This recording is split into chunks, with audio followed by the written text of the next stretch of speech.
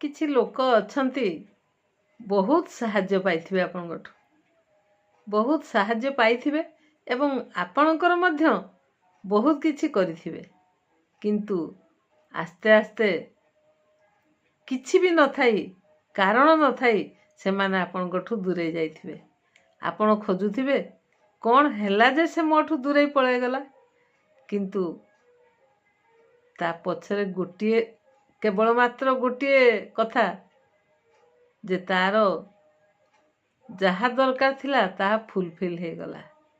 ତାର ଆଉ ଆପଣଙ୍କ ଠାରୁ ପାଇବାର କିଛି ନାହିଁ, ବା ସେ ଆପଣଙ୍କ ଦ୍ୱାରା ଅନ୍ୟ କିଛି ଗୋଟିଏ ପାଇଗଲା ଯେଉଁଟା ତାକୁ ପାଇବା ଫଳରେ ଆପଣଙ୍କୁ ଆଉ ଦରକାର ପଡ଼ିଲା ନାହିଁ। ତେଣୁ ସେ ଆପଣଙ୍କୁ ଆଉ ଖାତିର କଲା ନାହିଁ, ଆପଣଙ୍କ କଥା ମନେ ପକାଇଲା ନାହିଁ, ଆପଣଙ୍କ ସହ ସମ୍ପର୍କ ରଖିଲା ନାହିଁ ଏବଂ ଆସ୍ତେ ଆସ୍ତେ ଏମିତି ଦୂରେଇ ଗଲା ଯେ ଲୋକମାନେ କହିବା ପାଇଁ ଲାଗିଲେ ଯେ ଏ ଲୋକଟି ଖରାପ, ଯାହାଦ୍ୱାରା ସେ ଲୋକଟି ଦୂରେଇ ଗଲା।